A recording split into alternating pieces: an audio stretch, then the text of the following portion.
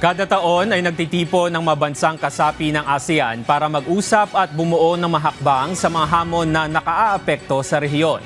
Pero gaano nga ba kahalaga ang pagkakaisa na ito sa Timog Silangang Asya at paano nagsimula ang pagbubuklod ng mabansang ito? Alamin natin yan sa sentro ng balita ni Sheila Natividad.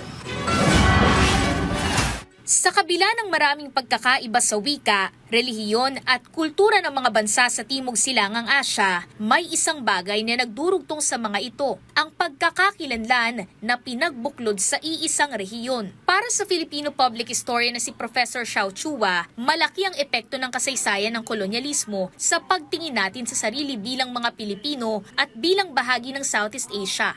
Mahalaga yung pagtingin natin sa association natin with our neighbors, Southeast Asia.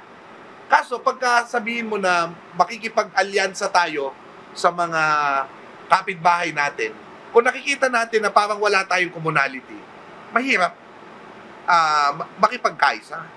Mayroon din anyang pagkakataon noon na kinilala ang mga bayaning Pilipino tulad ni Gat Jose Rizal at Andres Bonifacio. Kwento ni Prof. Xiao, sina Rizal at Bonifacio ang mga tumindig noon laban sa kolonyalismo. Ang Pilipinas din kasi anya ang pinakaunang konstitusyonal at demokratikong republika sa Asya. Dahilan kung bakit maging ang mga Pilipino ay bahagi ng pagkakatatag ng ASEAN. Pero sa kabila ng mga pagkakaiba, naniniwala rin anya ang mga historiador na may mas malalim na ugat ang pagkakaisa ng mga bansa sa ASEAN.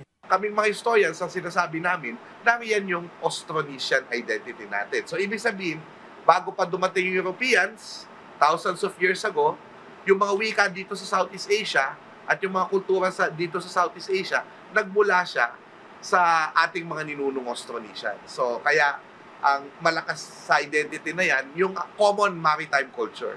May pinagsasaluhan tayong dagat. Ayon pa kay Prof. Xiao, ang common maritime culture din ang naging inspirasyon ng ASEAN 2026 logo na binubuo ng 4 na core elements, ang burda, tangkay ng palay, alon at balangay. Dagdag pa niya, magandang simbolismo ang bangka ngayong ASEAN 2026 dahil noon pa man ay may ugnayan ng mga bansang sakop ng ASEAN. Kumbaga, yung ginagawa natin sa ASEAN, pagpapatuloy na lang yun. Noong matagal na nating sinimulan na ugnayan, nung mga ngayon ay tinatawag nating Indones, Malay, Thai, no? At iba pang mga lahi dito sa ating geographic area.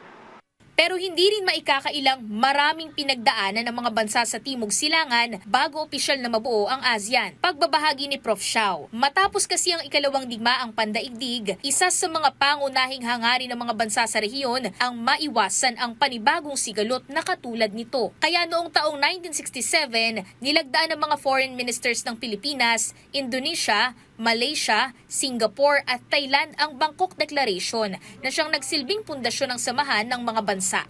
Eventually, nagkaroon sila ng kasunduan and pumunta sila sa palasyo sa Bangkok and they signed the Bangkok Declaration, which forms the Association of Southeast Asian Nations. Nang mabuo ang ASEAN, naging tulay na ito sa pagitan ng mga bansa para sa mas maraming oportunidad. Sa edukasyon, kung saan mas pinadali ang pag-aaral sa mga bansang kabilang sa Southeast Asia at maging sa ekonomiya, kung saan may kooperasyon na para sa mas pinabilis na daloy ng kalakalan. Hindi lang ito diplomasya, hindi lang ito ugnayan ng mga leader. Ang pagkakaroon ng ASEAN at pagiging miyembro ng ASEAN ay tungkol sa kaginhawaan natin. Yan ang tatandaan natin. Ngayong ASEAN 2026, bahagi ng layunin ng mga bansa ang pagbuo ng isang mas matatag at inklusibong rehiyon. Isang tahanang nakasandig sa pagkakaisa, kooperasyon at sama-samang pag-aangat ng antas ng pamumuhay ng bawat mamamayan.